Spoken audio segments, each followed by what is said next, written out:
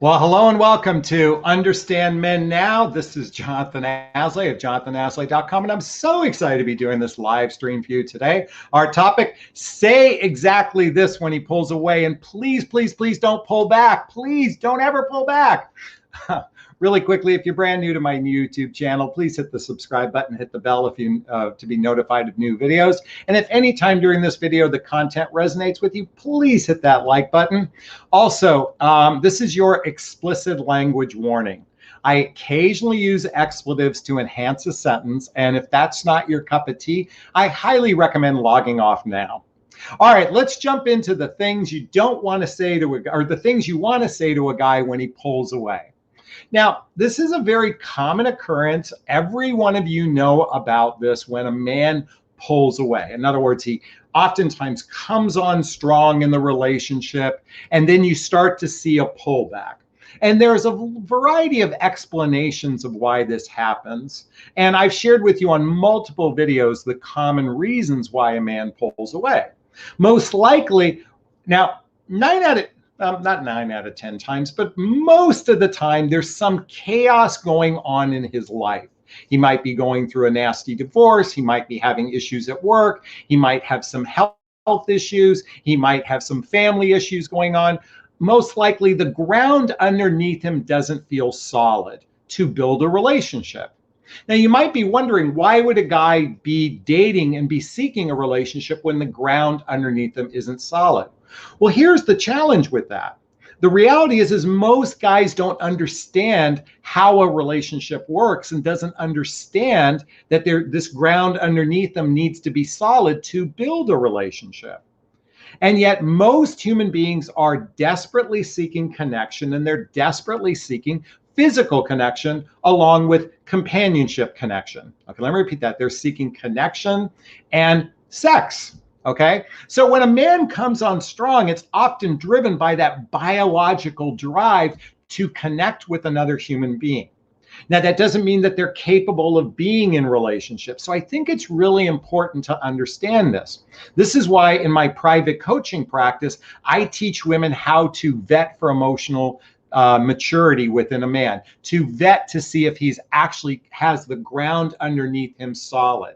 So if you want some support with that and you're a single woman looking for love, check out the link to a free discovery call with me to see if working with the coach is right for you. All right, so now there are some other reasons why men pull away. And what was interesting in the live chat before it got started, one of the women wrote something that I wanted to share with you because I thought this is valid as well. And what she wrote was why men pull away. And she says, surely men pull away because women are overbearing, suffocating, needy. That's why I pull away. Do you just give a man a day off and then have a chat about it? I loved what she wrote because there is as much truth to that as well as the ground underneath them is solid. So what oftentimes some women get very attached to a man early on and start putting demands and expectations on him when he's not capable to meet that from an emotional level. Let me repeat that. There are some women that put demands and expectations on a man, and they're not capable of meeting them at that emotional level. So that's certainly one of the things. What we're going to work on today is what you actually say to a guy when he pulls away. What would be a good thing to initiate to get some sort of dialogue? Okay, to get some sort of. Now, some of you instinctively know when you can feel a guy kind of pulling back emotionally. And this oftentimes happens at roughly about the 6-week mark in the dating process. Now, when I say the 6-week mark, I'm talking about people that are seeing each other on a regular basis. Okay, they're spending time on a regular basis, at least 2 times a week, give or take, maybe 3, up to 3 times a week, but at least 2 times a week. And by about the 6-week to 12-week mark, what happens with a lot of men that they start to pull away naturally. Okay, because what happens is, think about this, when you're putting energy towards something, it takes a lot of effort to put that energy, and you have to come back to your own equilibrium. So that's a very common thing where a man put a lot of effort in the beginning and just pull back a little bit. I'm not talking about that natural pulling back of a little bit, because I want to differentiate. That guy that does that, he just might energetically put back, but he's still seeing you twice a week. Your schedule is pretty solid. I'm not talking about those men. What I'm talking about, those guys that you've been in relationship with, you've invested time, you've been physically intimate with one another, and now he's not calling back. Okay, he's not reaching out. You're not getting a text from him, you're not getting a telephone call from him, and he hasn't planned another date, or not that he hasn't planned another date, but he hasn't suggested when you two should see each other. So I've written a little script for you all to help you with this. Now, I'll be candid with you. I'm not posting this anywhere, so you better pay attention, and you may want to go back and listen to the replay and rewind this to get this, because this content is specific to this video right now, and I'm not sharing it unless someone wants to subscribe and put it in the comment section or in the chat section. So I'm going to read this to you and why this might help you in the future when a guy is pulling away, okay, or has pulled away. So the script goes like this. Now, let me just say this. You may want to send this via text message. That's one possibility. Most likely that's what you would probably do, because most people these days are interacting with text messaging anyway. So the script goes like this. And I'm going to read it right here, the script. We'll put it right there so you can read it. The script says, and it goes like this, and you don't have to do it exactly like this, but this will give you a general sense of what you may want to say. You might want to say, for example, let's call him Jonathon. Your guy is Jonathon. You might say, hey, Jonathon, I wanted to say, I've noticed it looks like you're pulling away emotionally from our relationship, and I suspect something is coming up for you.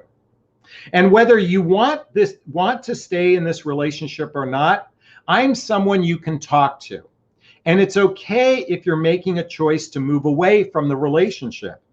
From my perspective, it's okay and actually natural if you're having doubts or second thoughts about the relationship, and I understand.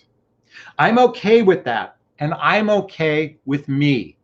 Let me repeat that. I'm okay with me. I'm strong. I'm strong and in of myself. In other words, I'm strong within myself. And just know I'm not going to play games as other people do. For example, leaning back. And I'm here if you want to talk.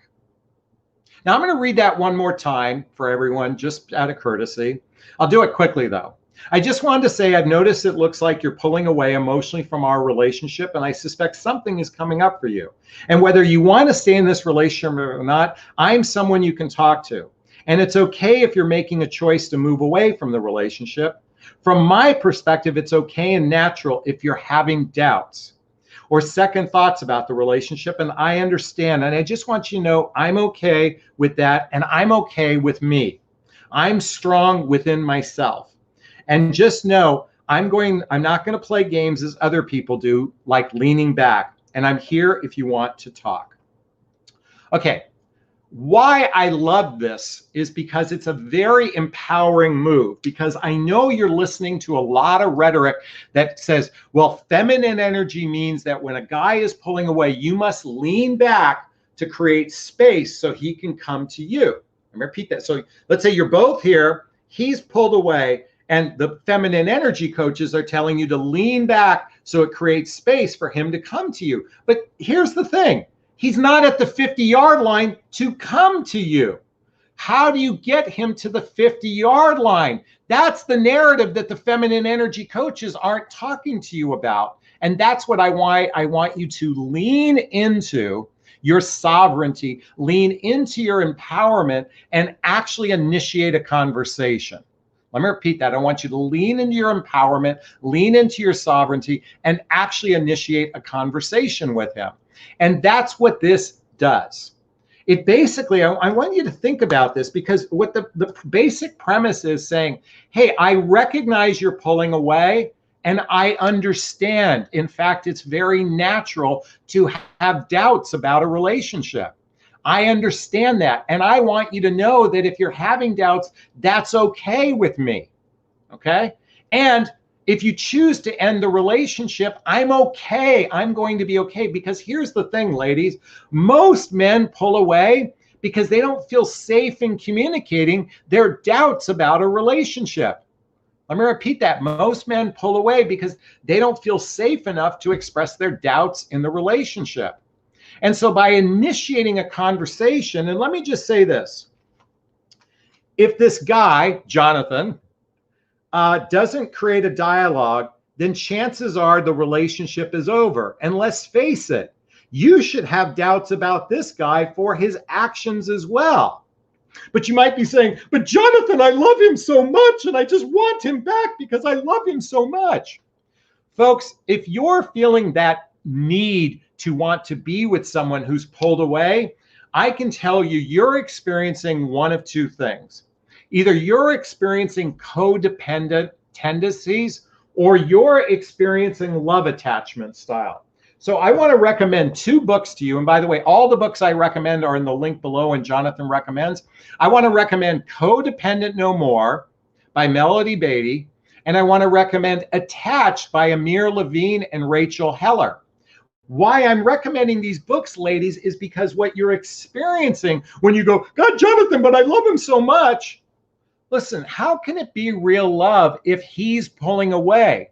What you're actually experiencing is attachment style, love attachment style. And I highly recommend you read up on love attachment style so you can understand why you're feeling this way. Now, you might also be experiencing what's known as the imago, And I highly recommend you read Getting the Love You Want by Harvell Hendrix and Helen Hunt. Why you want to understand the imago is we oftentimes choose people that are very similar to one or both of our parents, and we're trying to get the love of this person that represents one or both of our parents. We're trying to get their love. Now, why this is so important is it allows you to pull back, from the attachment you have to another person. I'm all in favor of pulling back from the attachment from the other person. I'm just not in favor of pulling back as a way to bring a guy back. Because remember, you both were at the 50-yard line. He pulled away, and now you pull away. He can't come to the 50-yard line by you pulling away. Now, let's say you're both at the 50-yard line and pulling away. Chances are he'll come and get you, but he has to get to the 50-yard line. And if he's pulled away, he hasn't. Now, this is why you really only have one choice. By sending out this message, you get to see how he responds. I'm going to repeat that. You get to see how he responds. Now, here's the thing. There's one final message you might send out that sounds like this afterwards. Silence is usually a sign of fear of hurting another, me. And if that's why you haven't responded, please know I'm okay and I'll be fine. Plus, I only wish you the best. Let me repeat that. Silence is usually a sign of fear of hurting another, me. And if that's why you haven't responded, please know I'm okay and I'll be fine. Plus, I only wish the best for you. This is the most empowering way to approach when a guy pulls away, or at least this is my invitation for you. For those who have worked with me, you've read my book, What the Heck is Self-Love Anyway? What the Heck is Self-Love Anyway? And why I recommend this book, it's a journey of personal development, self-help, and spiritual work, so you don't get attached to someone who's not a good partner for you. Because ladies, 92% of relationships end because most people weren't a good fit for one another to begin with. And they weren't fit in the areas of shared values, blendable lifestyles, and emotional maturity. And so you got together because of the chemistry, but what was missing, the most important piece in a relationship, are the compatibility factors, okay? By the way, the other 8% of relationships end because they had weak chemistry to begin with. I think it's time to have a drink from my Moscow Mule. I so need a cocktail. Okay, so just to reiterate, you do not want to lean back when a man pulls away. What you want to do is initiate a conversation to just get a conversation going. And by doing it this way, he actually feels like, you know what, I can be truthful to you because if I know you're going to be okay, no matter what I say, I am more likely to communicate to you. But if my greatest fear is you're going to turn into a psycho bitch, then it's easier for me to just pull away and become silent. And I say me in the collective sense of men. Okay, I'm not talking about Jonathan. I'm saying collectively as men. Is this sinking in? Is this resonating? If this content right now resonated with you and you liked what I just shared, especially the, the sentence I just shared with you, please hit that like button right now. Please share an amen in the comments section on the live chat. I would be truly grateful. All right, now we're going to switch to our Q&A section. But before we do, I have some personal things to share with you. I'll be candid with you. I'm actually not feeling well right now. I came down with a slight virus, a virus that actually I'm okay. I'm taking medication for it, but it's incredibly painful what I'm experiencing right now. I don't want to share what it is. I feel like it was triggered on by taking the vaccine, which we don't want to go down that road. But I'm in actual significant pain and agony right now. I'll be candid with you. I'm significant pain and agony right now. I'm literally, it's like needles being poked in my chest and in my back on the left side. I think that might give you a hint of what's going on. And here's the thing. I jumped on today because I love sharing this content with you. This brings me joy. So this in a way is my reward to myself right now to connect with you all. So I just wanted to share that with you. I also have a share with you that's going to be in the form of a question. So let me post this right here in the group. And it's going to be our first question of the day. Okay. And I'm going to post that. And here's the question. It says, all right, here's the question. It says, is he a narcissist, arrogant, or just seeking this? Is he a narcissist, arrogant, or just seeking this? Okay. So I want to share something with you all. I got a message the other day on one of my comments, and I want to read it to you all because I briefly posted it and then I took it down. But I want to share a comment because it really relates to the conversation about men. And basically what I'm saying is a man narcissist, arrogant, or something else going on? And I thought this would be a great demonstration to bring up something that happened to me personally. So I want to read this to you. It was a comment that came on my YouTube channel, and I want to read it to you. And it's not a favorable comment. So the comment said this: Jonathan, this is a bullshit video. You use your son's tragic death to play a victim, then perk back up to promote your book. You're a narcissist. How's that for your supply? Ugh, angry face, angry face. There's the post, okay? Now, why I'm sharing this with you, for two reasons, folks, and I'm going to share why this relates to men in general, okay? I'm sharing this because I'll be candid with you. When I first read it, it affected me, especially because of my son. And as I reflected upon it, and I did post this publicly, I was actually I was very surprised because most of the comments weren't really attack on her. It was actually a reflection of what may be going on inside of her. And a lot of people were expressing compassion, love, and understanding. So I am beyond grateful for that with a lot of the comments. And I actually had to step into that same space myself, to actually lean into compassion, understanding for this other person. And and that's not to say I didn't take it personally. Why I'm sharing this with you is I actually looked inward and said, is it possible there's some truth to this? And what I recognized is, I'll be candid with you. Those who know me know I lost my 19-year-old son, Connor. There's a picture of him right there, 3 years ago. And it inspired me to write my book, What the Heck is Self-Love Anyway? And it's shifted my life in so many different ways. One of the things is that publicly is that I get a ton of sympathy regarding him. I get a ton of sympathy regarding him. And I will say that sympathy is an addictive feeling.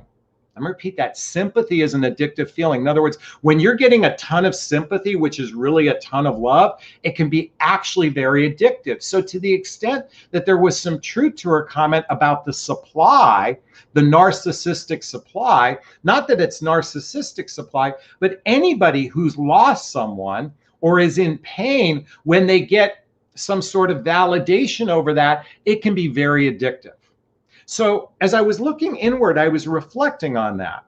Now, to the extent that she called me a narcissist, here's the bottom line, folks. I know in my heart of hearts, I'm not a narcissist, even though a lot of people say that, and there might be something else going on. I'm not going to discount that I have a bit of arrogance and a bit of bravado and a bit of righteousness. And it takes a little bit of arrogance, bravado, and righteousness to come here and speak to you and look in a camera like this and do this. So I'm not going to deny that I have a bit of arrogance, bravado, and a little bit of righteousness going on. Why I know I'm not a narcissist is I can't tell you how many times I've been there for those friends of mine that needed me. I can't tell you how many times I've apologized for my stupid knucklehead remarks over the years and the stupid things I have done.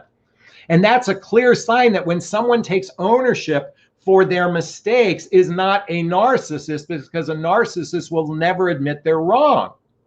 So what else might be going on amongst men?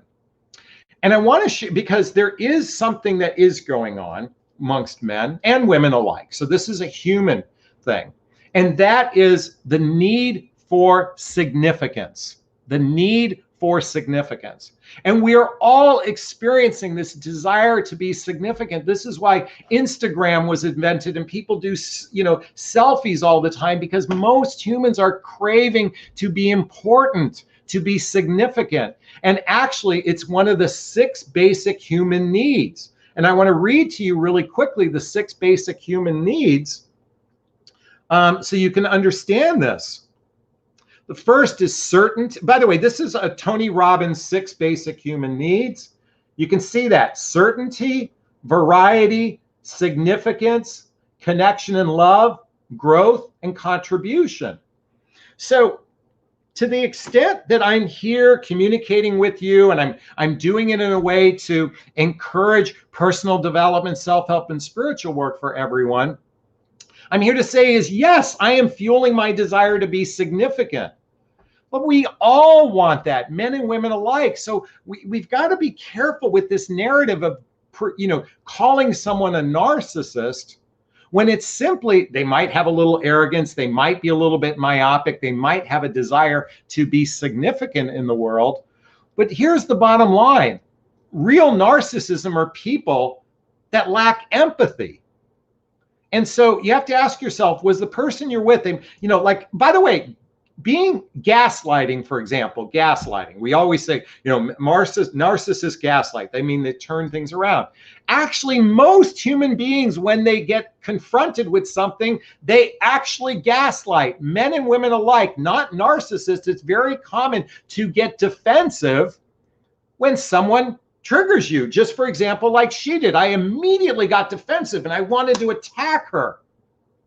Now, it's rare that we actually say, what would love do? And by the way, if you listen to my podcast, there's a link below. My podcast is called the What Would Love Do podcast. And we explore life, love, and the pursuit of inner peace through the eyes of love. And so the idea is, what would love do? How would love respond is my invitation for everybody. So with this person's comment, I asked myself, am I a narcissist? Am I arrogant or just seeking significance? And I'm here to say is everybody is seeking significance. It's a very common thing.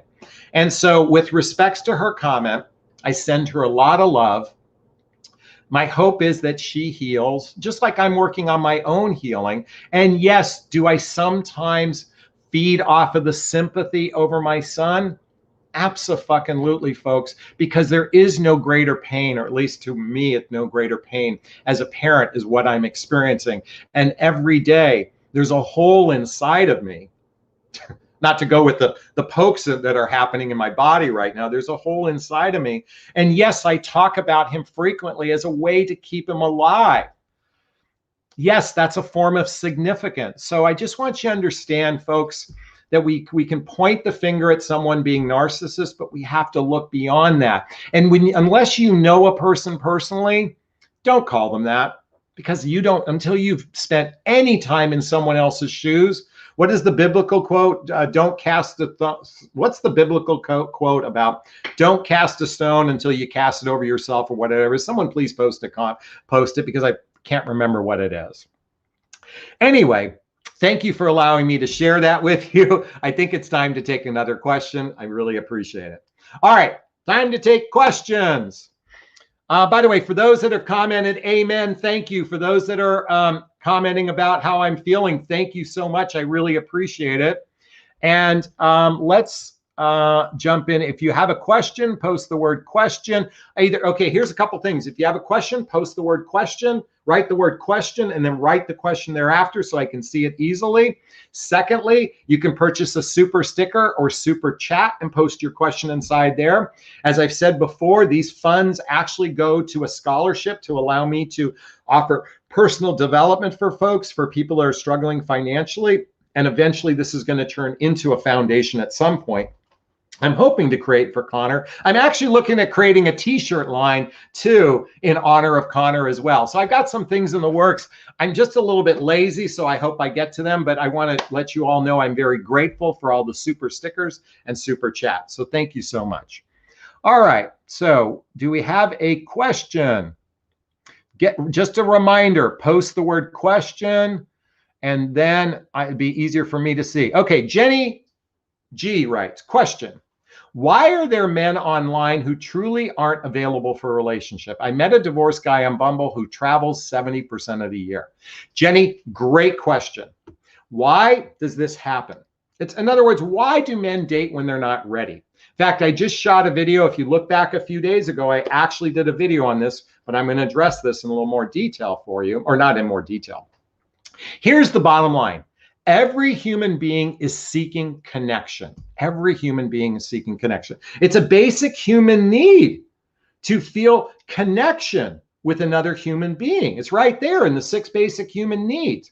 Second, there's a basic human need to fuck someone. Okay, there's a basic human need to have sex. So connection and sex is the primary reason why people go out there who might not be ready for a relationship. But here's the thing.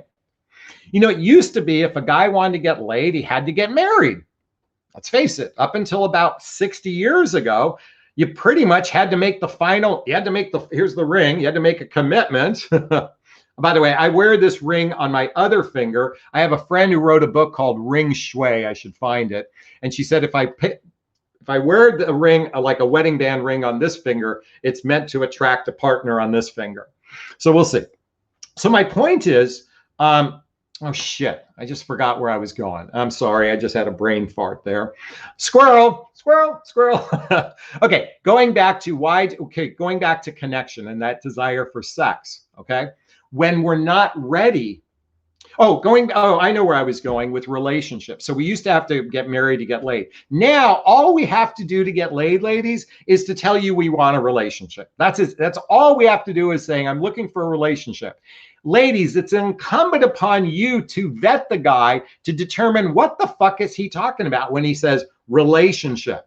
So this is why, again, I recommend scheduling a free discovery call with me if you're single looking for love, because that's what I do is I teach how to vet for this. But I want to give you some insight in what you could say. And I would merely say is, great, what kind of relationship are you looking for? What does commitment mean to you? What does commitment mean to you? What does commitment mean to you? Or you could say, what does commitment look like for you? Okay, I'm not going to do that, but you get the gist. Folks, you're not asking good questions. You're leaving up because you're just following the feminine energy, just leaning back because the man is going to claim you. And that's all you have to do. And the men are just so chivalrous. This is such a crock of shit because men and women are fucked up.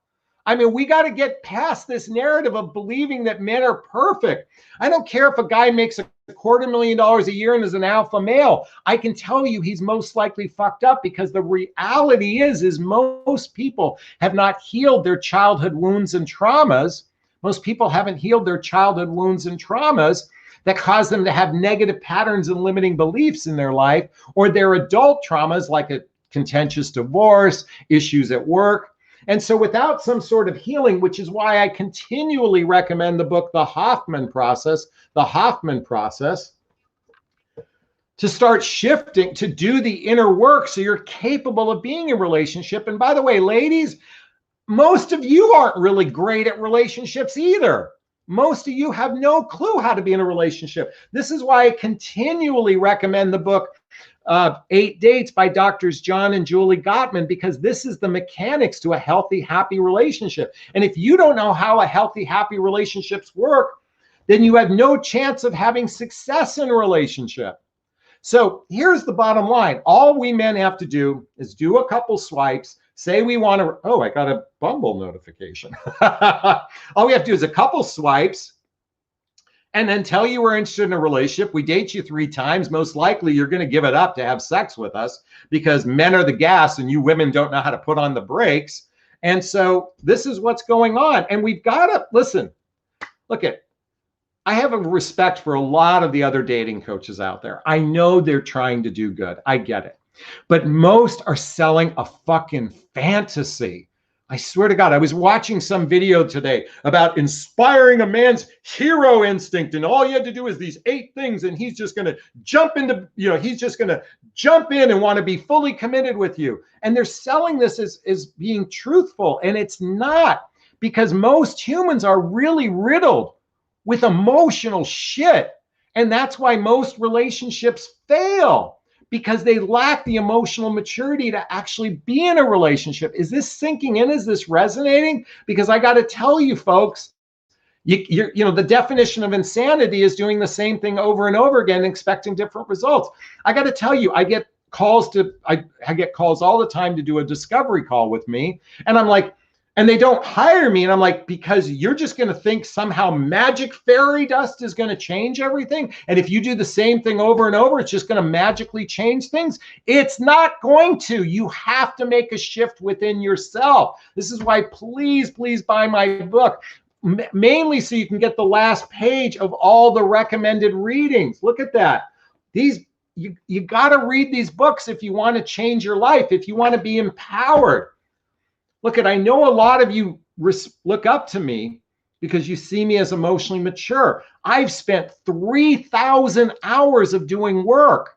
I spend an hour a day on my personal development, watching key videos. Listen, my video is great to maybe spark your interest, but I highly recommend following Wayne Dyer, following Matt Kahn, following Marianne Williamson. The list just goes on and on. Barbara DeAngelis, Michael Singer. Just to name a few. Okay, that was a rant. I think it's time for another question. Thank you so much for your question. I really appreciate it. And that is why men engage in relationships, because it's not an issue of they're not ready. It's just they have no clue they're not ready. It's not being intentional. And I think it's important you know that. All right.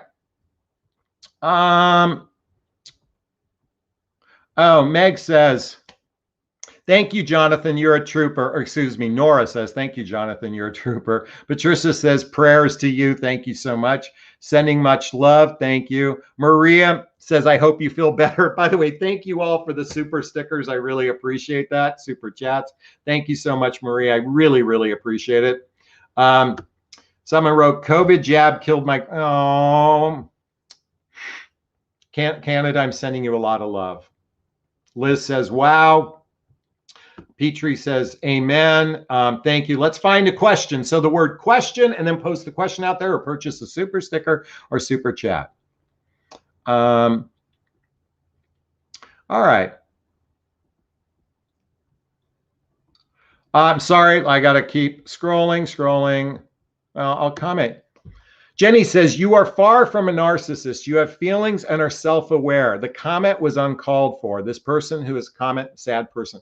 Listen, I don't want to criticize the person, but I thank you for recognizing that I'd like to think I'm not a narcissist. I will tell you folks, I'm a little bit arrogant. I'm a little bit righteous. I can be myopic. Okay. I can be sometimes, you know, self-evolved. Okay. But guess what? That's called being a human.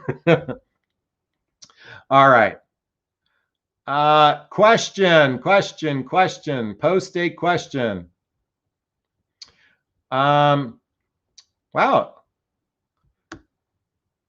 Jenna says, ask questions and get clarity, period. Be genuine. Accept the fact your definition and definition may not be in sync. When your definitions are miles apart, move on. Great point. You know, listen, you've got to, what does relationship mean to you? This is an important thing to recognize. What does it mean to you? What does it look like for you? Folks, you guys know my story. Relationship looks like this. Once we've decided we're going to explore a relationship together. So first off, by the way, ladies, really quickly, a first date is the sniff test. Okay, when you two strangers meet, it's simply a sniff test. It's not a date. You're sniffing. Being like a dog, right? You're sniffing at each other. You're trying to see if there's some connection there, okay? That's first meeting, okay? The first date, which a guy usually will initiate if he likes you, is a little bit, it's the next step from that, okay? And then the second date is the next step, and the third date's the next step. And by the time you get to the fourth, fifth, sixth, seventh, or eighth, ninth, 10th date, it's time to decide if the two of you want to explore a relationship. Now, it takes about 100 hours of face-to-face time to get to level 1 of a relationship. And my goal at level 1, when we decide we're going to explore a relationship, is we spend 3 or 4 days and nights a week together doing shared activities, hobbies, mutual interests, spending time with family and friends, traveling together, partnership of building skills, which includes our personal life and our professional life. In other words, helping each other in both areas of our lives. And lastly, intimacy, both physical and sexual intimacy. To me, that's what I'm looking for. So I'm very clear about that. That's called my standard. So when I meet women who are incapable of meeting that standard, and a lot of women can't, they've got busy schedules, they're raising children, they're not in a space to meet what I desire, then I set my boundary and say, hey, we're not a fit for each other because this is what I see. But many of you are like, well, but Jonathan, you know, if we love each other, it will just magically work out because love solves everything. Folks, the bottom line is this. Lust and limerence is what most people experience in the beginning stage of a relationship. If you haven't seen my relationship iceberg, oh, I got to write down the word relation. I just thought of that. Relationship iceberg. Relationship. Oops, I scribbled together. Relationship iceberg. So above the iceberg is attraction, and the tip is called chemistry. Now, what we experience in that level is lust and limerence. Limerence is extreme infatuation. What you can see here is compatibility. This is the most important piece of a relationship.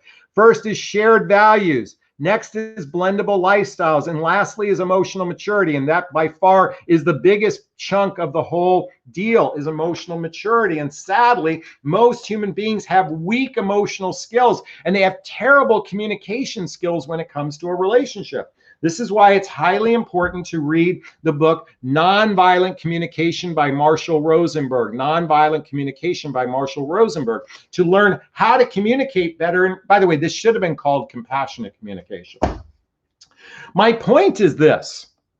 The reason why most relationships fail is because they're not really aligned with each other and they're not compatible with one another. And most people, men in particular, have no idea what they want in relationships. So ladies, you have to be in charge of your relationship destiny by setting the standard, just like I set a standard. And a standard is a coin.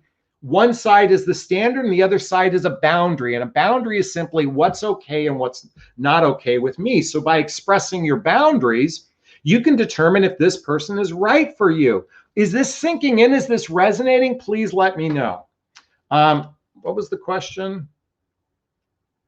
Oh, so Being on the same page, that was what the question about. So I've kind of given you an outline of how I think you can approach if you're on the same page. Great. Thanks so much. Great question. Am says, where are you from, Jonathan? I am from Los Angeles, California, pretty much my whole life. Jessica says, I understand completely you're being compassionate, but oh, sorry, this is related to that other post. I don't even want to go there. If you have a question, post the word question. Oh, good. We have a couple things. All right. Judy says, dating a man who checks all my boxes, but he's divorced. He divorced his wife a year ago after the pandemic. She ran off with another man. Should I give him a chance? We're a good match. I don't see why you don't give him a chance. If he's fully divorced, then go for it. Oh, you know what? I just thought of something, Judy.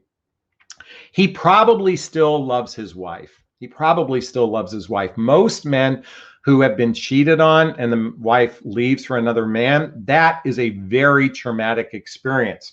A couple things. Men are territorial. Men are I'm very territorial. This is where the provider protector comes, but it's also like, hey, she's my property, stay away, kind of thing goes on. Now, we look at that as, being protector, but it's really, there's a component of like, you're my property, stay away. We call that protector, but that's really what's coming up. But in this particular case, it occurs to me, yeah, he may not be a good candidate be in relationship if he genuinely still cares about her. So I would do a deep dive into asking him some really serious questions about his relationship. Folks, I've shared this meme with you before, but I want to bring it up again. Bear with me a second. The meme is called, I want you to see that. It says, I hate small talk. I hate small talk. I want to talk about atoms, death, aliens, sex, magic, intellect, the meaning of life, faraway galaxies, music that make you feel different, memories, the lies you've told, your flaws, your favorite scent, your childhood, what keeps you up at night, your insecurity and fears. I like people with depth who speak with a twisted mind. I don't want to know what's up. Judy, I invite you to have a deep conversation about how he feels about what happened to give you some sense of whether or not he's even capable of being in a relationship. So my instincts tell me if he's still pining for his wife, he's going to need a couple years break before he's actually capable of being in a relationship. He's very capable for the surface part of a relationship, that connection and intimacy or sex, okay? He's very capable of that. But I highly doubt if he's still pining for his spouse, ex-spouse, I highly doubt he's in a space to actually explore the deeper part of relationship. Now, what you might want to do is introduce the book 8, before the penis ever goes inside the vagina, ladies, introduce the book 8 Dates to a guy and talk about whether or not you want to explore a relationship together. And this book, by the way, outlines through 8 separate dates how to have conversations to see if you're the right fit for one another. And most of you ladies are like, well, but men are supposed to be the leaders of the relationship because they're supposed to claim me and they're just chivalrous and I just have to lean back in my feminine energy. I got to tell you, I crack up when I watch some of these videos about that because it's such a crock of shit. And then they blame you ladies on this whole idea that you're bad because you have ambition and drive, and they call that being in your masculine as if something's wrong. And then they totally misinterpret the idea of masculine as being controlling. That is not masculine. Masculine is not controlling. Masculine is simply doing energy. Controlling is just called bad behavior. And here's the thing, folks, we all are controlling. We all control because we want to feel safe. We do it every day. So to blame women for these things and just say simply be in your feminine energy is such a fucking crock of shit. I just got to laugh. What was the question again? He checks, the married guy. Anyway, so here's my invitation for you. Just ask him some really deep questions to see if it's worth investing. Because here's the thing, if you're pining for him, hoping that some magic fairy dust will change, because the magic fairy dust always comes and changes everything, Ladies, get busy living or get busy dying. If you know what that quote is from, post it in the comment below. But that's my invitation for you. Don't waste time on guys that are not a fit. Choose men who are fit for you and explore a juicy, delicious relationship together. Great question. Thank you so much. All right. Rosie writes, question. Do you believe in intuition and following it, even though what's happening will logically tell you to do the opposite? I'm interested to hear your knowledge and thoughts on this. Great question. So I absolutely believe in my intuition. I absolutely believe in my intuition. Now, it's taken me years to hone my intuition to differentiate between the ego mind trying to rationalize things, This is why I highly recommend, again, reading the book, The Untethered Soul by Michael Singer. The Untethered Soul by Michael Singer. This is a great book to help you tap into your intuition, to learn about the voices in your head, the roommate in your life, the pendulum, all these great things. I invite you to read. And then start reading the work of Marianne Williamson. Read the book Return to Love by Marianne Williamson. Now, she did a deep dive into, she used to be the main speaker for the Course in Miracles, A Course in Miracles. I spent 3 years studying the Course in Miracles. It's a daily practice I did for 3 years, 1 hour a day. And it helped me recognize how the ego tries to rationalize things. So so let me just tell you something. And this is a great question. I love this. Oh, I'm so glad. So most of you think your head says go and your heart says stay. I'm going to repeat that. Your head says go and your heart says stay. It's like have you ever see the movie where there's a devil on one ear and the angel on the other ear and it's talking to you? Well, the devil is the ego, the egoic part of who you are, and the angel is your heart. So here's the reality. Your head is the one that says stay, but you actually reverse it. It's your heart that says go. Your heart, when you're in a relationship and you're vacillating between should I stay or should I go? The staying piece is actually your ego trying to rationalize something, and your heart is screaming, please save me, please save me, please save me from this bad relationship. So I truly believe our intuition is speaking to us all the time. And sadly, most of you don't know how to listen because there's so much noise in your head. That's why reading this book, and if you want to read another great book, matter of fact, let's talk about two other new books. I'm going to talk about Mastery of Love by Don Miguel Ruiz. Highly recommend this. And I highly recommend the work of Alan Cohen, Wisdom of the Heart. This is a tiny little book. It's got cute little stories in it to help you tap into the emotional side, that intuition within you.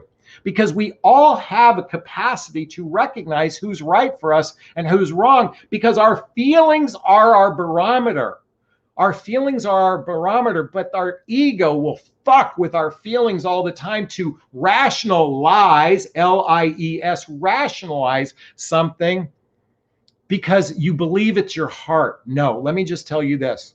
When your heart says go and your head says stay, that's actually what's happening, not the other way around. Great question. Thank you so much. I hope that resonated with you. Please hit that like button, everyone. Thank you so much for that one.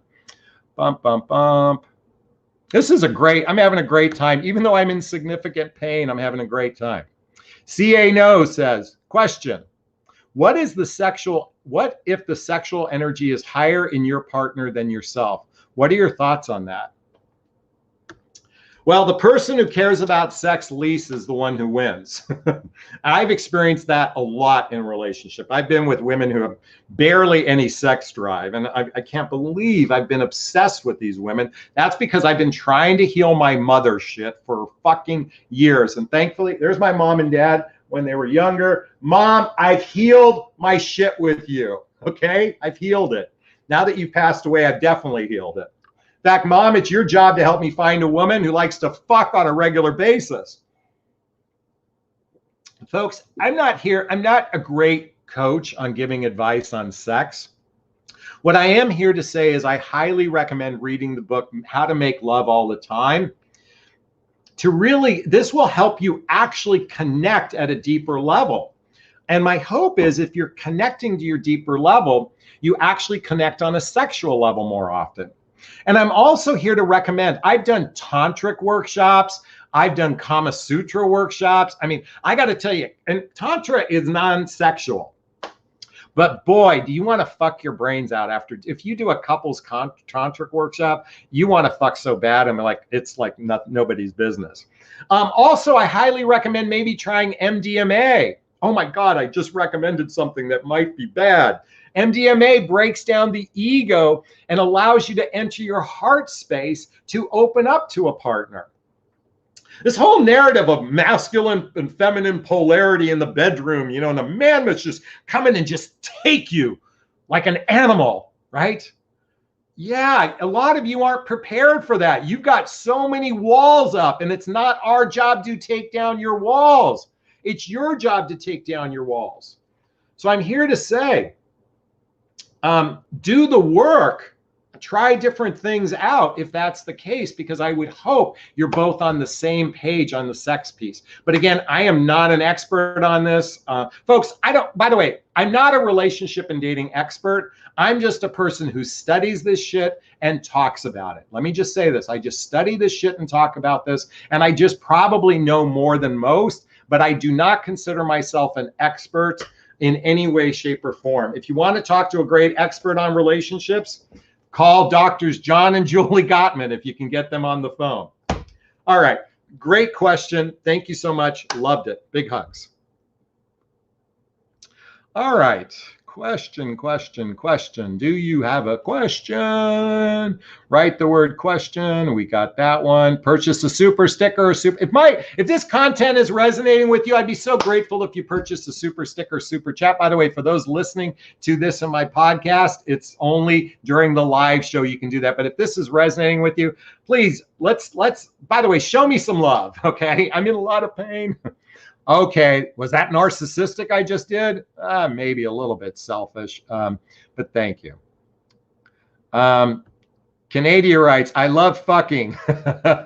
Me too. God, it's been a while. Boy, it's been a long while. Okay. Core P says, question. X said he felt like he was cheating on his ex-girlfriend, even though they had broken up, but he isn't in love with her, but loves her. What a mess. I'm not sure what to say anymore. What is MDMA? Oh, MDMA. I don't know how to respond to that one. I mean, I'm just, I don't like getting in, by the way, folks, I'm here to say when people are in their shit, unless you're their confidant, don't get involved with it. Let them work out their own shit. Folks, if you want to find love in your life, stop spending time with broken people. Stop spending time with broken people. Now, listen, when I mean broken, look, we're all broken. We're all fucked up. But you don't need to get into their car, that's all broken. You can choose to pursue people who are more, by the way, listen, I throw a lot of people under the bus, but I'm here to say, most people are good people. They're just haven't healed a lot of their wounds and traumas. But there's also a lot of good people out there that are capable of being in relationship. I'd say a good 20% are actually capable and really good potential partners. Your goal is to weed out the 80% or not. But Jonathan, I prefer to do the same thing over and over again because I'm just fantasizing about a different result because magic fairy dust always works out. And if I just listen to these feminine energy coaches, or if I read the book, The Rules, which will manipulate a guy, it's all going to magically work out. Folks, it doesn't work that way. It works by being emotionally healthy yourself and then learning how to vet for emotional maturity. Check out the link to a discovery call with me. That's my area of expertise. If you want to learn how to vet for emotional maturity, because that's your greatest chance for success and not the magic fairy dust that many of you are suckling on. And so going back to this question, I wouldn't invest time with someone who's got a lot of shit going on. At least that's my perception. I'm not saying that as an absolute. That's just my perception based on this. Thank you so much.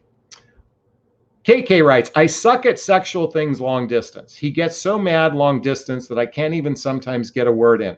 I told him I want balance in a relationship, and he was like, no. I was like, what the fuck? Folks, get busy living or get busy dying.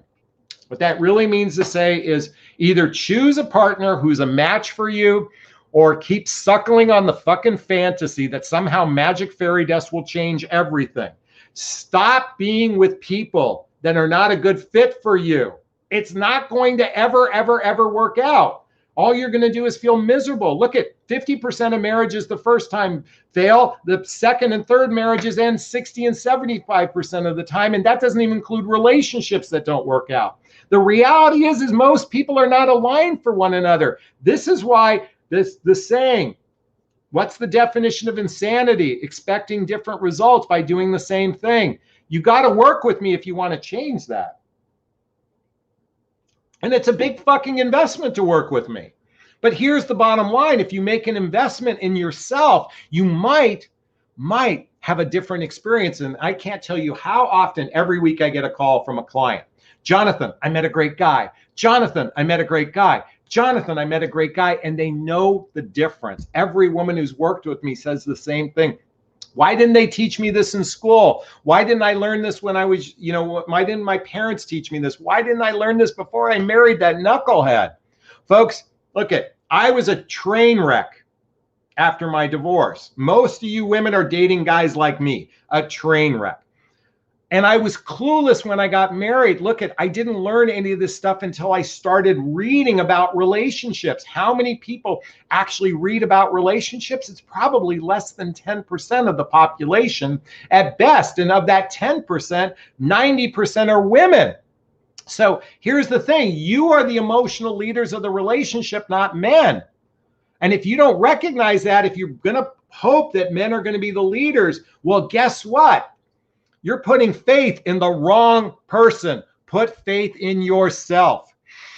Be empowered, your sovereignty, and stop giving your power away. All right. Great question. Thank you so much. I don't know if I really answered it. All right. Natalie writes, question. I went to a counselor and she said she never experienced sexual desire in her whole life. She's 65. Is it normal? Should she be counseling? Well, I don't know if she should be counseling. I do understand that a lot of women don't have a capacity in that regard. I know that to be true. Again, that's not my area of expertise. I do not even know how to come close to handling that. The previous advice I gave is about the best I could do. Sorry about that. Thank you so much for that question. Jenny says, this is why I'm single. I've met many men recently who are fucked up, but I lean back and show no interest. Yep. Hey, by the way, Dr. Phil says, how's that working for you? Choose better men. That's what I teach. It's not about being in your feminine energy. It's about learning how to vet for emotional maturity. One of the things I teach women is an emotional aptitude test to basically ask the 5 primary questions. And by the way, you got to hire me to find out those 5 primary questions. I ain't going to be giving them away because that's how I make a living. Unless you all, drop a lot of coin in the super sticker and super chats, then I can start giving it away for free. Sadie writes, question, Jonathan, a janitor and a postman both showered and showed interest in me. I'm a professional person, so I said no. Am I being too picky? Yeah. By the way, if a person can pay their own bills, okay, what's it really matter? A postman, a janitor, can they pay their own bills? That's what's most important. The fact that you actually might come to the table with a little more is just remember, it takes 2 incomes to make a relationship work these days. There's this rare, by the way, 80% of the US population makes less than $100,000 a year. The reality is that many of you are trying to seek that high income earning man. But by the way, less than 2% of the population makes $250,000 a year. And I believe that might actually be 1%. So the reality is your chances of finding a guy at your level there are men that in the 100 to 150,000 range, but you know what?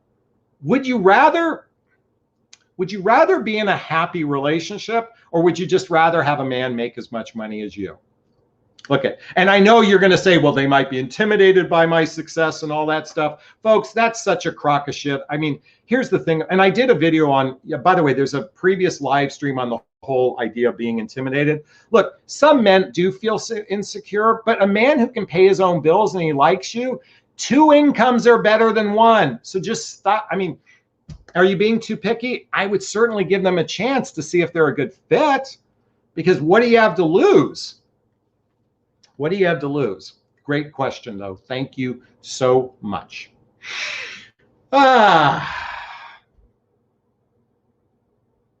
All right, write the word question.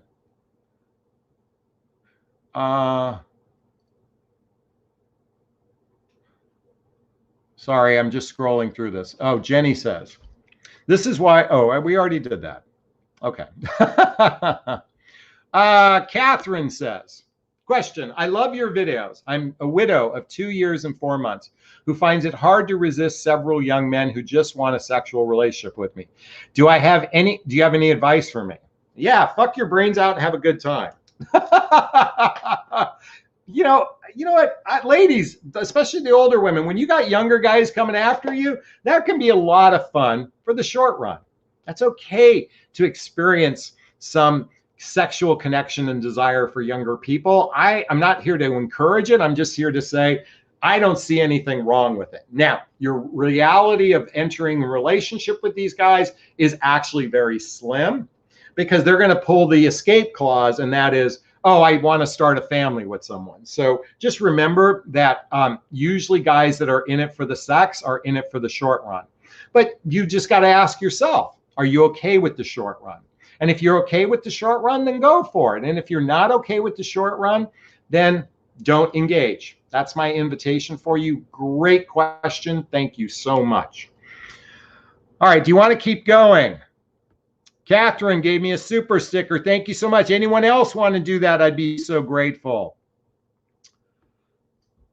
Paris writes, question, my last 3 relationships have ended because my sexual needs were not met.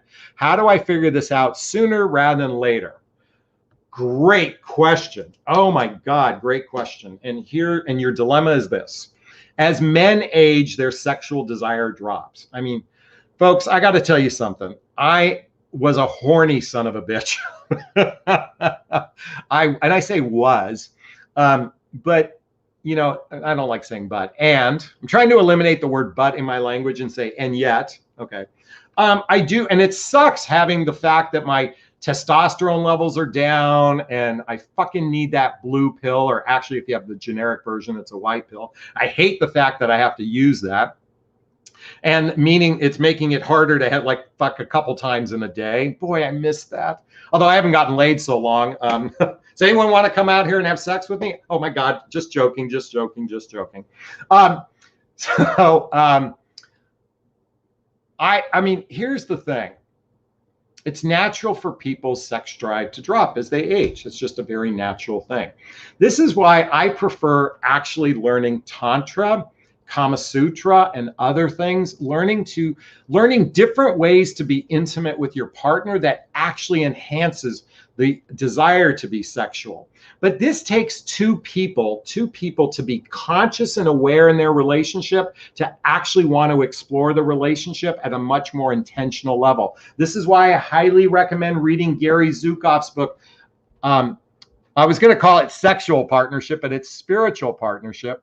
But I'm going to tell you something. When two people develop a stronger, intimate bond with one another, men are more likely to want to fuck on a more regular basis. And most of you folks are doing very little to actually build a relationship. You guys are most folks are so fucking benign to this. You just hope magic fairy dust will make a solid relationship. And many of you are suckling on the nipple of, I need you to love me so I can feel good about myself. I need you to love me so I can feel good about myself. And I know this has nothing to do with the sexual desire, but I'm here to say, folks, it's time to get intentional. That's what my mission is, to invite intentionality. I highly recommend reading the book, If the Buddha Dated. If the Buddha Dated, it takes away the stupid narrative of the penis and vagina. In other words, this whole narrative that men are supposed to be this and women are supposed to be that, based on the book, The Rules.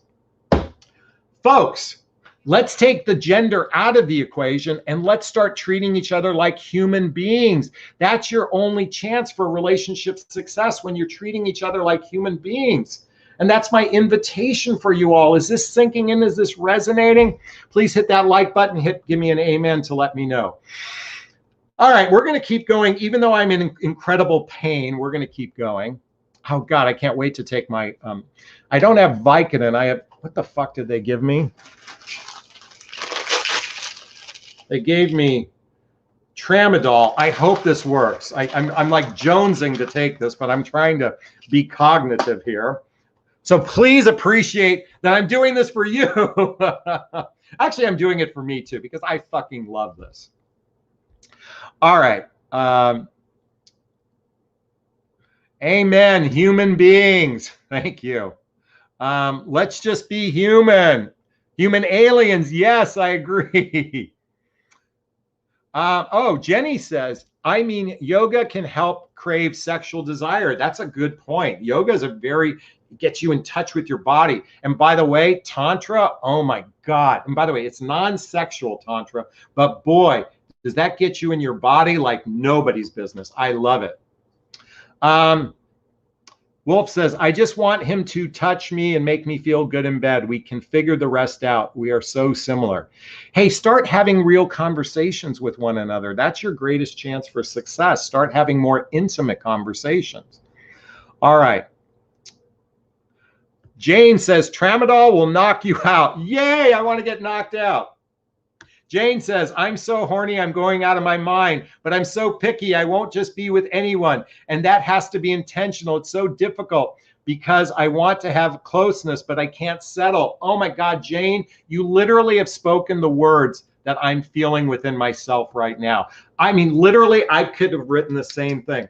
I have so many opportunities to have sex with women who, A, that are not good partners for me, who probably, that I know want to have sex with me, but I can't go there because look at, and I'm going to piggyback on Jane. I'm feeling like, and by the way, I'm expressing myself with the hopes that you can see men do feel this way, is that I'm looking for a heart on to go with my hard on, although it's about here, not here anymore. Fuck, I miss those days when it was just like standing all the way to attention, but it's not bad. And thank God. Well, anyway, we won't go there. But yes, I'm jonesing for a heart on. And I suspect it's the same for you. And it's going to take choosing a partner that can meet you where you're at, where you can meet each other on the 50-yard line. This is why I got to tell you, folks, I'm on Bumble. And by the way, I just got a message from a woman on Bumble. Let's just see what she said, because I do find her attractive. And she said, oh, I guess there's no message. Oh, I thought there was a message there. My point is, I go for the jugular. Well, first off, when a woman writes me some hi, I write back hi back, and then the conversation ends. Because if the best you can do is hi, and I throw back hi back, it tells me you're just not at my level. I'm looking for that woman that can write something with, like, I hate small talk. I want to talk about aliens, atoms. But if I find that kind of woman, I go for the jugular. I ask like the really deep fucking questions. In fact, in my coaching program, we have a section called Radical Honesty, how to ask the right questions before the penis ever goes inside the vagina. Actually, when you get on the phone with them, I'm teaching you how to be radically honest with someone, because fuck this shit of just, dating's just about a good time. Let's just have a good time. Just focus on a good time. Listen, folks, I'm all in favor of having a good time in the dating process. I'm very in favor of that. But guess what? When all it is about a good time, where the fuck? Oh, you're focused in this section of the iceberg. Get to the meat, because without it, your relationship is fucking doomed. I'm sorry, it's doomed. Thank you. Great question. I appreciate that. And I can resonate with it. KK says, don't drink any coffee or beer with any medical pills. You might pass out for 1 or 3 hours or throw up. Well, I drank my coffee in the morning. All right. GivenGraceLife.com says, question, is it normal for a man to focus more on sexual connection at first versus emotions? Should I be offended, or how can I understand it from his point of view? Grace, great question. So let's just get real, ladies. What do all men think about on a first date? Post it in the comment below. What do all men think about on a first date? We want to fuck you. But Jonathan, what about the ugly ones? Oh, we want to fuck them too. Do you remember the movie Harry Met Sally? The unattractive ones, please forgive me. I apologize the word ugly. The ones that they do not find attractive. Please don't cancel me for that. So here's the thing. Yes, we're naturally drawn sexually. It's, let's face it. What is chemistry? Chemistry is testosterone. It's dopamine. It's oxytocin. It's estrogen. It's a cocktail. It's serotonin. It's all these things that make you want to get close and close and close to someone. That's what chemistry is. Remember, the tip of the iceberg. Now, a man who's genuinely serious about a relationship is more inclined to get to know you at a greater level. And I recently had strong chemistry for a woman not too long ago, but we weren't a right fit, or I did not feel we were a right fit for each other because our lifestyles, in my opinion, weren't blendable.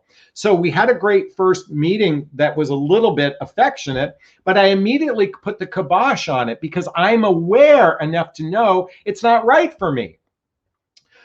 But that takes a strong level of awareness. So how are you going to bring out a guy's awareness? That means you're going to have to ask better questions from the beginning. And if you're not asking better questions, and I know you've been told not to interview a guy.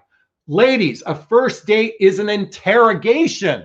Get the light beams, wait, hold on. Get the light beams on him. I'm going to interrogate you. Now, I'm being tongue-in-cheek here, but my point is, look, if you're not asking good questions, especially before the penis goes inside the vagina, you're fucked. You are. Because there's a good chance he's not a good fit for you. That's just statistically, he's not a good fit for you. Because chemistry does not equal relationship success, and love does not solve relationship problems. Okay? Emotional maturity solves relationship problems, and shared values, blendable lifestyles, and emotional maturity is what needed for a successful relationship. Grace, thank you so much for your question. I really appreciate it. All righty then, we are going to keep going. Melissa, thank you for the super sticker. I appreciate that. Jenny says, I tried to ask deep questions with a 50-year-old never married man. He couldn't go deep with me. Ugh, it was a turnoff. Yeah, a lot of people can't go deep. I can tell you a lot of women are so afraid to go deep. I don't know if by the way, I don't think I intimidate them or anything, but look very few people can actually go deep. Very few people can actually become intimate with another human being. What is intimacy? Into me you see. And so I like to test women out right from the get-go to see how deep they can go. And if they can't meet me I'm not asking them to meet me at my level, but if they're here, I'm like, I don't have the bandwidth to go down that low. But if they're there, that's okay, because I can get them up there. That's not that hard. But if you're here and they're there, it's impossible to get them up high enough. And they have to want to do it on their own. So I hope that helps. So thank you so much. That's a great question. All righty then. Candy says, hello, my dating coach friends. Thank you. So I want to address, here we go. Jen says, question. I'm dating someone who keeps asking, what are we doing here? But he doesn't have any specific of what he'd change in our relationship. What is he really asking?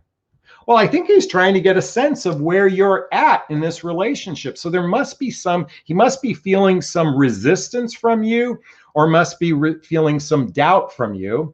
So I invite you to look, are you experiencing any resistance or doubt? Because that's what I suspect he's trying to uncover. What are we doing here? Because he wants to hear from you. What do you want?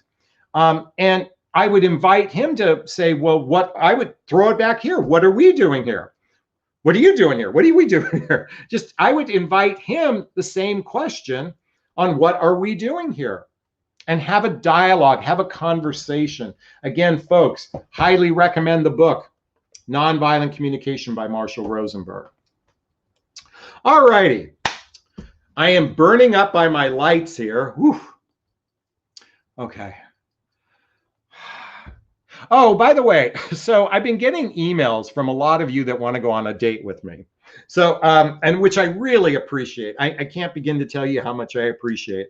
And ladies, if you happen to be in Redondo Beach and you reach out to me professionally, you happen to be in my area and you want to grab a cup of coffee and it works in my schedule, I am more than game with that. I would, I love connecting with people. I'd really like to be doing this on a grand scale, actually out in public. And I love when I've done my seminars. It's just, it takes a lot of work to get butts in the seat. I mean, and most of you are all over the world, so it's just not going to happen.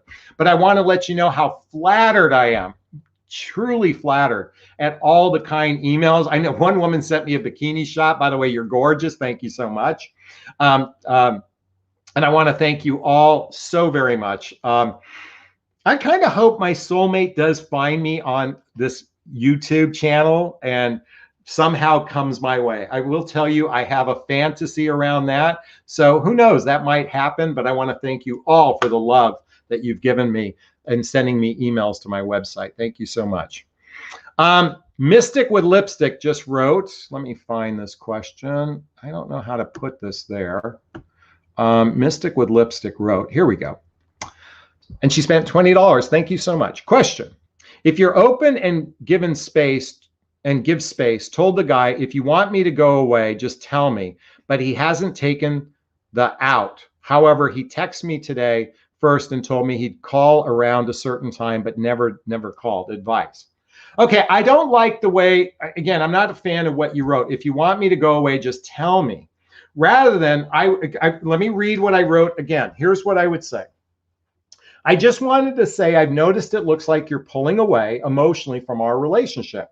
And I suspect something is coming up for you. And whether you want to stay in the relationship or not, I'm someone you can talk to.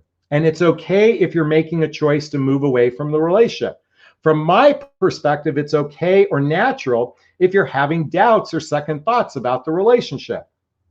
And I understand. And I just want you to know I'm okay with that. And I'm okay with me. I'm okay with me.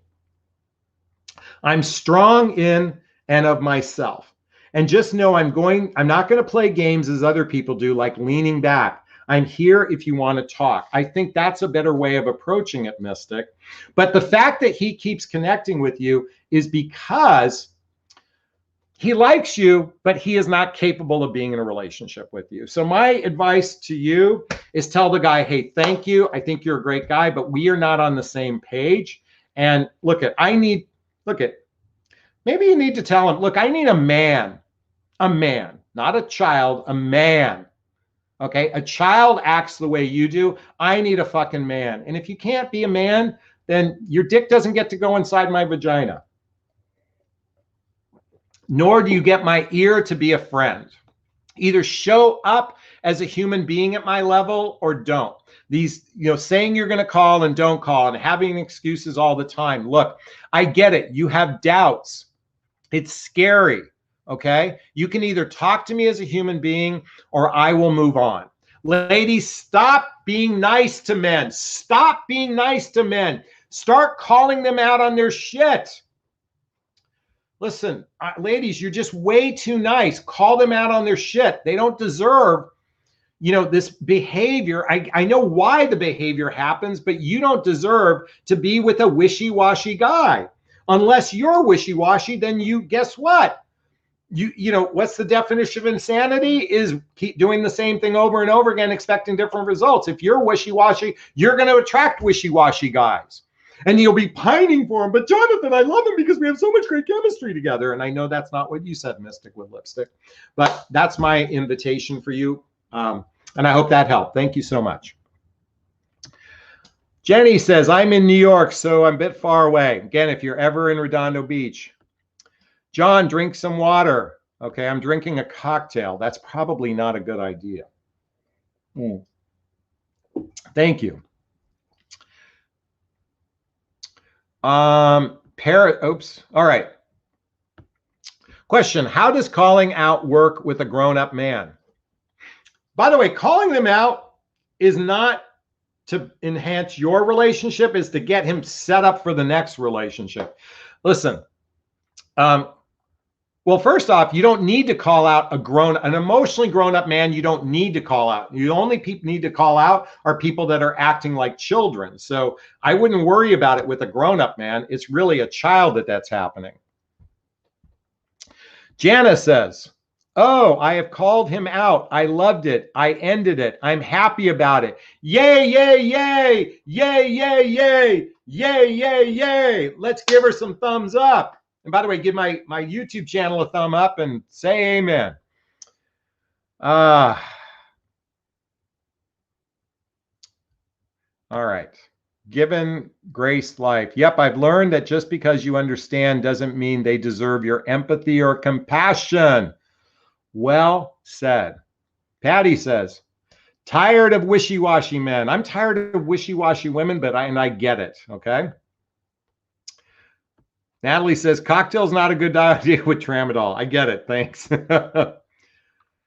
All right. Mama says, great point. Set them up and ship them out. All right. I think this is a good time to wrap up today. Folks, this has been a blast. Thank you for enduring my pain with me. I hope to feel better in a few weeks. I'm going to do my best and do our Friday live stream, and then our next Monday and the week after and the days after that. I'm going to still post videos mostly every day. I hope you find value with it. Folks, if you need some love and support, check out the link to a free discovery call. Check out my group called Midlife Love Mastery. It's for $20 a month. You can have direct access to me on a regular basis through my Facebook page. Check out my podcast called the What Would Love Do podcast. Check out my books, all the books I recommend. Links below in the description and in the comments when we wrap up today. All right, this is a great place to wrap up. First off, again, I want to say thank you to Jenny and Stephanie and Candy and Wolf and everybody that commented. Thank you so much. Big, gigantic hugs. And I'm going to wrap up this video as I always do. First off, giving myself a big, gigantic hug of self-love, which I really need right now. Reaching into the camera and giving you a hug of love, if that's okay. I'm asking you to turn to a friend, a pet, a teddy bear, or a pillow and give it or them a hug of love, because hugs are a great source of love. And let's face it, we could all use more love in our lives. Thanks a bunch, everyone. Bye now. Bye. Melissa says, thanks, and gang, we'll be at, thank you. Nora says, thank you, Jonathan. Feel better soon. Wishy-washy people are not always easy to spot early, or are they? Yes, they are if you learn the tricks that I teach. Kat says, I love to watch you.